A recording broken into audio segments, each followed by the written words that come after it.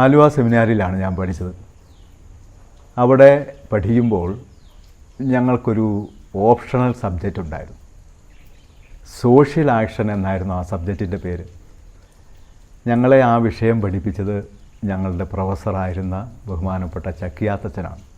ആ അച്ഛൻ പിന്നീട് മെത്രാനായി, എറണാകുളം രൂപതയുടെ മെത്രാനായെന്ന് അറിയാമല്ലോ. അങ്ങനെ അദ്ദേഹം ഞങ്ങളെ ഒരു കോളനിയിലേക്ക്, എന്ന് പറഞ്ഞാൽ ഒരു വേസ്റ്റ് കനാൽ ഒഴുകുന്ന ആ കനാലിൻ്റെ കരയിൽ താമസിക്കുന്ന ഏതാണ്ട് 500ഓളം കുടുംബങ്ങളുള്ള ഒരു കോളനി. അപ്പോൾ ഞാൻ ആദ്യമായിട്ടാണ്, എൻ്റെ ജീവിതത്തിൽ ആദ്യമായിട്ടാണ് അങ്ങനെ ഒരു കാഴ്ച കാണുന്നത് തന്നെ. ഞാനൊരു മലബാറുകാരനായതുകൊണ്ട് ഈ വേസ്റ്റ് കനാലിങ്ങനെ കരകവിഞ്ഞൊഴുകുന്നത് കണ്ടിട്ടില്ല, അതിൻ്റെ കരയിൽ ആളുകൾ ജീവിക്കുന്നത് കണ്ടിട്ടില്ല, അവരുടെ ആ മനുഷ്യോചിതമല്ലാത്ത അവസ്ഥ കണ്ടിട്ടില്ല. അത് എന്നെ കുറച്ചൊക്കെ ചിന്തിപ്പിച്ചു. എന്ന് പറഞ്ഞാൽ ഞങ്ങൾ സെമിനാരിയിൽ പഠിച്ചു തുടങ്ങുന്ന സമയം മുതൽ ഏറ്റവും നല്ലത് നല്ല ഭക്ഷണം, നല്ല താമസ സൗകര്യം, നല്ല പ്രൊഫസേഴ്സ് ഞങ്ങളെ പഠിപ്പിക്കുന്നു. അതുപോലെ തന്നെ എല്ലാം ഒരു സമൂഹത്തിൻ്റെ മേൽത്തട്ടിലുള്ള സംവിധാനങ്ങളും കാര്യങ്ങളുമാണ് ഞങ്ങൾ കാണുന്നതും കേൾക്കുന്നതും അനുഭവിക്കുന്നതും അതിൽ പങ്കാളികളാകുന്നു. അപ്പോൾ ഈ ഒരു താഴേക്കിടയിലുള്ള, അതും ഏറ്റവും താഴേക്കിടയിലുള്ള മനുഷ്യ ജീവിതങ്ങൾ ആദ്യമായിട്ടാണ് കാണുന്നത്. അപ്പോൾ ഇങ്ങനെ ചിന്തിച്ചു, ഈ മനുഷ്യരും ഈ താഴേക്കിടയിലുള്ള മനുഷ്യരും നമ്മളെപ്പോലെ തന്നെയല്ലേ? അവർക്ക് നല്ലൊരു ഭക്ഷണം കഴിക്കാൻ ആഗ്രഹമുണ്ട്, നല്ലൊരു വീട്ടിൽ കിടന്നുറങ്ങാൻ ആഗ്രഹമുണ്ട്, ഒരു നല്ലൊരു സ്കൂളിൽ അവരുടെ മക്കളെ പഠിപ്പിക്കാൻ ആഗ്രഹമുണ്ട്. അങ്ങനെ ഒരു സാധാരണ മനുഷ്യൻ്റെ ആഗ്രഹങ്ങൾ അവർക്കുമുണ്ട്. പക്ഷേ എങ്ങനെയൊക്കെയോ ഏതൊക്കെയോ അവസ്ഥയിൽ സാഹചര്യങ്ങളിൽപ്പെട്ട് ഇപ്പോൾ ഈ വളരെ ചീഞ്ഞു നാറുന്ന ഈ ഓടയുടെ കരയിൽ അവരിങ്ങനെ ജീവിക്കുകയാണ്. അപ്പോൾ അവിടെ ആ ഓടയിൽ നമ്മൾ കാണാൻ പോലും ഇഷ്ടപ്പെടാത്ത, നോക്കാൻ പോലും അറയ്ക്കുന്ന ആ വെള്ളത്തിൽ കുറേ പന്നികൾ കുളിക്കുന്നുണ്ട്.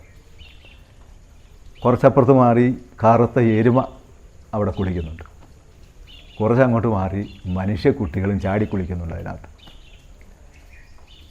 അപ്പോൾ അതൊരു എൻ്റെ ജീവിതത്തിൽ എൻ്റെ ഒരു വ്യക്തിത്വത്തിലേക്കുള്ള വലിയൊരു തിരിഞ്ഞു നോട്ടത്തിന് കാരണമായി. ഞാൻ എന്തിനാണ് ഇങ്ങനെ ഒരു പുരോഹിതനാകുന്നത് എന്നുള്ളൊരു വലിയൊരു ചിന്ത, ഒരു കുറ്റപ്പെടുത്തുന്ന രീതിയിൽ എൻ്റെ ഉള്ളിലേക്ക് പ്രവേശിച്ചു. അത് ദൈവം എന്നിൽ നിക്ഷേപിച്ചതാണെന്ന് ഞാൻ പിന്നീട് മനസ്സിലാക്കി. ഞങ്ങളുടെ സെമിനാരിക്ക് അടുത്ത്, അല്ലെങ്കിൽ സെമിനാരിക്ക് ഏതാണ്ട് അടുത്തൊക്കെയാണ് ആ കോളനിയും. അപ്പോൾ അവിടെ ഒരു കുറച്ചങ്ങോട്ട് മാറി ഞങ്ങൾ ഇത്രയും സൗകര്യത്തിൽ താമസിക്കുന്നു, ജീവിക്കുന്നു. അതിന് തൊട്ടപ്പുറത്ത് കുറേ മനുഷ്യർ ഈ രീതിയിൽ ജീവിക്കുന്നു. അതൊരു ദുഃഖകരമായിട്ടുള്ള, ഒരു ഭാരപ്പെടുത്തുന്ന കാഴ്ചയും അനുഭവമായിരുന്നു. അത് പിന്നെ കുറേ നാളിങ്ങനെ മനസ്സിൽ വേദനിപ്പിക്കുന്ന ഒരു ചിന്തയായിട്ട് മാറി. അങ്ങനെ ഒരുപാട് നാളുകൾ കഴിഞ്ഞു. പലരുമായിട്ട്, എൻ്റെ ആത്മീയ പിതാക്കന്മാരുമായിട്ട് ഞാനിത് കൺസൾട്ട് ചെയ്തു. പക്ഷേ എല്ലാവരും എന്നെ പ്രോത്സാഹിപ്പിച്ചൊന്നുമില്ല. പ്രോത്സാഹിപ്പിക്കുക എന്ന് പറഞ്ഞാൽ ഞാൻ അവരോട് പറഞ്ഞത്, ഞാൻ അച്ഛനാകുകയാണെങ്കിൽ, ഒരു പുരോഹിതനാകുകയാണെങ്കിൽ ഇങ്ങനെയുള്ള ആളുകൾക്ക് വേണ്ടി എന്തെങ്കിലുമൊക്കെ ചെയ്യണം എന്നുള്ളൊരാഗ്രഹം എനിക്കുണ്ട്. അപ്പോൾ പലരും അതിനെ നിരുത്സാഹപ്പെടുത്തുകയാണ് ചെയ്തത് സത്യത്തിൽ. കാരണം നമുക്ക് ചെയ്യാൻ ഒരുപാട് കാര്യങ്ങളുണ്ട് ഒരിടവകയിൽ. ഇടവകയിൽ തന്നെ പാവങ്ങളുണ്ടല്ലോ എന്ന് പലരും എന്നോട് പറഞ്ഞു. അവരെ ശുശ്രൂഷിച്ചാൽ പോരെ എന്നിങ്ങനെയൊക്കെയുള്ള നിർദ്ദേശങ്ങളും എന്നിങ്ങനെയൊക്കെയുള്ള അഭിപ്രായങ്ങളൊക്കെ അന്ന് പലരും പറഞ്ഞിട്ടുണ്ട്. പക്ഷേ ഇത് ദൈവത്തിൻ്റെ ഒരു പ്രേരണയാണെന്ന് ഞാൻ പല കാര്യങ്ങൾ കൊണ്ട് തിരിച്ചറിയണ്ടേ. അതുകൊണ്ട് ഞാൻ ആ ചിന്ത എൻ്റെ ഉള്ളിൽ നിന്ന് വിട്ടുകളഞ്ഞില്ല എൻ്റെ പഠനത്തിൻ്റെ കാലം മുഴുവൻ. അതിനുശേഷം ഞാൻ ഓർഡിനേഷൻ ലഭിച്ച് ഇടവകളിലേക്ക് അയക്കപ്പെട്ടപ്പോഴും ഇത് മനസ്സിൽ നിന്ന് മാഞ്ഞില്ല. അങ്ങനെ പിതാവിനോട് ചോദിച്ചു. ഇതിനിടയിൽ കുറേ ഒത്തിരി കാര്യങ്ങൾ സംഭവിച്ചു. നമ്മുടെ വലിയമറ്റം പിതാവിനോട് ചോദിച്ചു. അദ്ദേഹം 7 വർഷങ്ങൾക്ക് ശേഷം ഇങ്ങനെ ഒരു അനുവാദം നൽകി. അതായത് പാവങ്ങൾക്ക് വേണ്ടി പ്രവർത്തിച്ചു കൊള്ളുക എന്ന അനുവാദം നൽകി. അങ്ങനെയാണ് കോട്ടയത്ത് ചെല്ലാനും അവിടെ ഒരു ചെറിയ വാടക വീട് നമുക്ക് ചാൻഡീസ് കൺസ്ട്രക്ഷൻ എന്ന് പറയുന്ന ഒരു കൺസ്ട്രക്ഷൻ ഗ്രൂപ്പ്, ആ കൺസ്ട്രക്ഷൻ ഗ്രൂപ്പിൻ്റെ ഉടമയായ മാത്യു കുരുവിള എന്ന് പറയുന്ന സഹോദരൻ ഈ ഒരു കുട്ടികളെ വളർത്താൻ വേണ്ടി ഒരു ചെറിയ വാടക വീട് സംഘടിപ്പിച്ച് തരികയുണ്ടായി.